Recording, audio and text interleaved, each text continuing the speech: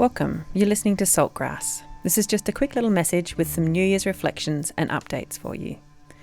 As ever, I'm recording this on Jara country, home of the Dja Dja Wurrung, a land they have cared for and tended for tens of thousands of years. We are being blessed with a wonderfully mild summer this year. We've had rain and temperatures that are yet to climb into the 40s.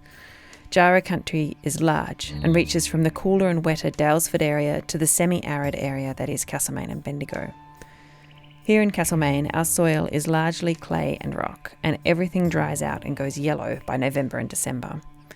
January and February is a time of brittle, hollow grass stems, baked brown lawns, and careful water management to keep your fruit trees and non-native plants alive. I lived my first decade out here without air conditioning, so a spray bottle and a pedestal fans were my best friends. The local swimming hole was also my favourite place to spend hours. Swimming, sitting on the bank, reading, eating, drawing, swimming again. Sometimes jumping in fully clothed so that the cooling effect would last longer. It wasn't until I lived out here that I understood the true wonder that is evaporative cooling. This year though, I've had swims in drizzling rain and have hardly turned on my newly installed split systems. It's really nice to not have to worry about bushfires, or watch them unfold as we did in such a catastrophic way last summer. But this is just 1 year of reprieve. El Niño has been our friend, but we know that overall temperatures are rising each year. 2020 was the hottest year on record aside from 2016, and it was a close call. Some call it essentially a tie for the hottest year ever recorded. 19 of the 20 warmest years have all occurred since 2001. Yet our government is still denying climate change and refusing to transition away from fossil fuels. What that means for us here in central Victoria is that summers are only going to get hotter and drier. I remember Allie in the Caring for Country episode a couple of months ago talking about how ecologists are already seed saving and helping even our hardy native plants survive by bringing them south incrementally. We can't all retreat south to Tasmania as climate change comes in. There's not enough room.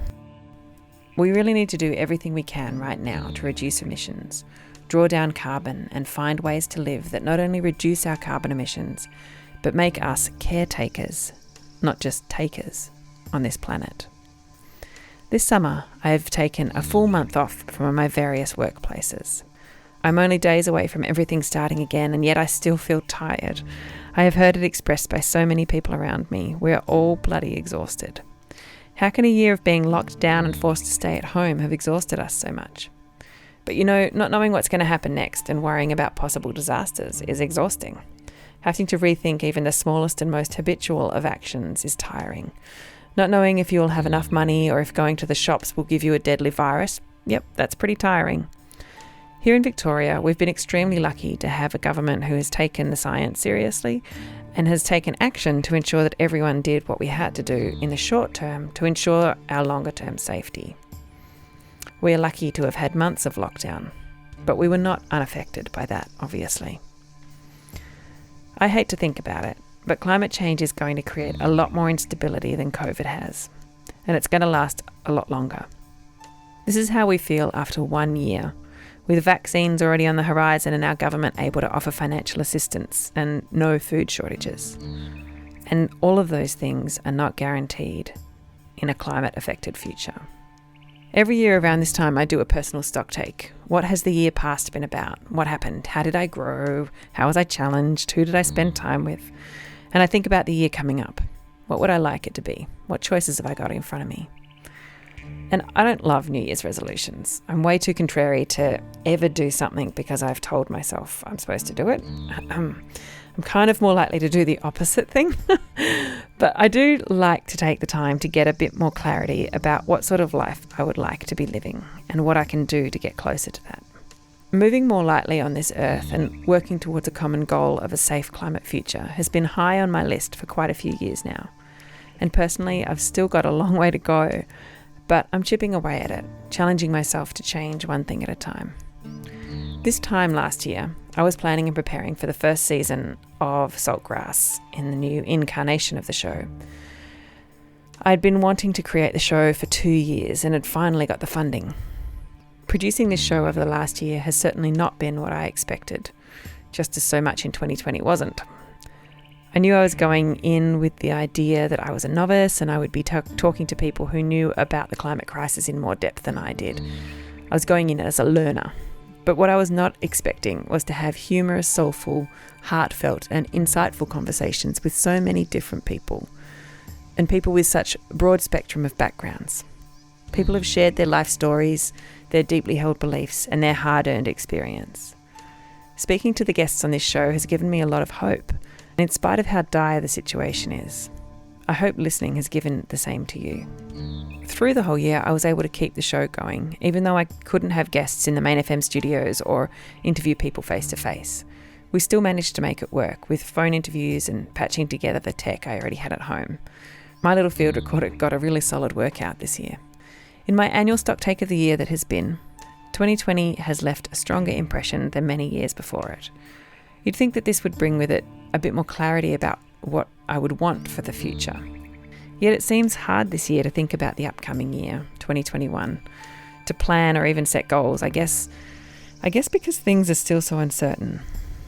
This time last year, I was blithely making lists and setting intentions that all got completely blown out of the water. And I guess I'm wondering if I dare make plans this time. But I can still reflect on what I'm grateful for. And sometimes that comes down to the bare bones of existence. I'm grateful for my health, for the security I have of a house and running water and electricity, and for a country that's not in deep turmoil. It soon gets more entwined. I feel like in the last year, we've become more aware of how important community is and the structures that support us. The pandemic has brought into stark relief how important it is who is in government and how they choose to handle situations like this, to deny or to accept, to act or to pander to those who do not want change. Sound familiar? I'm aware and grateful for the fact that I live in a community that can grow food locally and is connected and generous enough to share that. We have a strong movement towards neighbourhood resilience groups in this region, and it has become so apparent how important those connections become when the shit hits the fan. In terms of making this show, I've been grateful this past year that I've had the support of a radio station that has done everything it can to make sure we presenters are safe while still being able to share our music and words with you out there, our community of listeners. Main FM and 3MDR have both been brilliant at keeping everything going through very challenging times. I've been grateful that this show has been able to continue, and that even though the pandemic overshadowed everything, there were still people who knew that the longer and harder battle was still going on. That is, the climate crisis. On that note, I was surrounded by brilliant people who were still fighting that good fight even through the pandemic, advocating, protesting, raising awareness, changing habits. The local movement for our shire to transition to zero net emissions in the next decade has been a huge part of all of this through 2020. It has been part of my job with the Mount Alexander Sustainability Group. It has meant that I am working with and surrounded by some of the most passionate, patient and determined people in our region. People who are giving everything to the climate crisis, even through other major world-changing crises. You have heard several of them speak in the past on this show, and there'll be more of them in the coming year. World events are still very intense, with the pandemic still claiming thousands of lives a day, and America in deep conflict as Biden transitions to presidency and Trump is ushered out. It will be very interesting to see what Biden can do to help heal the nation on so many levels, from the pandemic to the political divide, to race relations and climate change. Australia, meanwhile, is still stuck with a climate-denying federal government and states that have varying degrees of climate acceptance and action. As such, it is still so important that local communities lead the way in terms of climate action. One day our government will catch up and start taking action as well, and that day can't come too soon. So Saltgrass is funded for another 30 episodes. Thank you very much to the Community Broadcasting Foundation, or the CBF, for that. And we have so much more to offer. This year we'll be travelling beyond the goldfields a little. We'll go north and visit Mildura and Echuca, if all goes according to plan. Both of those cities are on the Murray River and the border between Victoria and New South Wales. One is building a huge solar farm, and the other has a trust for nature property that is worth hearing about. We'll also go south to Melbourne and visit community radio station 3MDR, who've been airing this show most of last year. They requested the program for their listeners because they have a strong community of like-minded folk who are also doing what they can do in their area. So we're going to go and have a chat to some people down there and see what's happening in Upwey. This year, Saltgrass will continue to be released fortnightly so that my health and my life is sustainable, and it will allow me to do a few extra things for the show.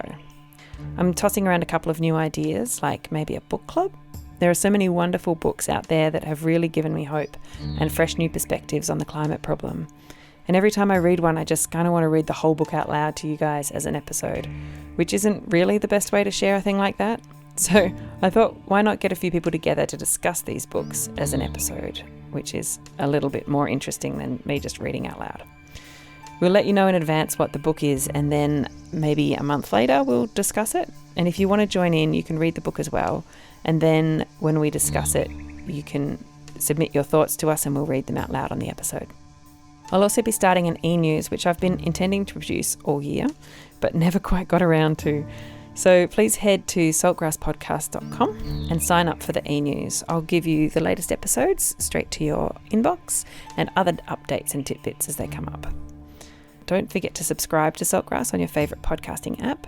And if you can't find it there, then I beg you, please let me know, because I can do stuff to make it available on whichever platform you prefer to listen to.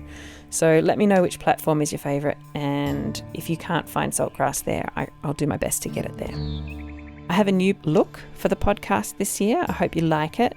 You'll see this new aesthetic on the Saltgrass Podcast Instagram page, Facebook, and our website. So please like, follow, share, comment, and subscribe. You know the drill. Thanks for listening. I really appreciate you out there listening in, and I really hope that you share the show with your friends if you enjoy it. Salt.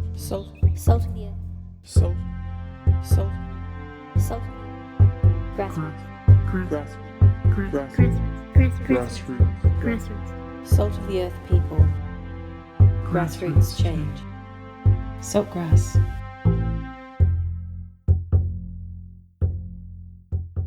Listen to all episodes of Turning the Goldfields Green at saltgrasspodcast.com.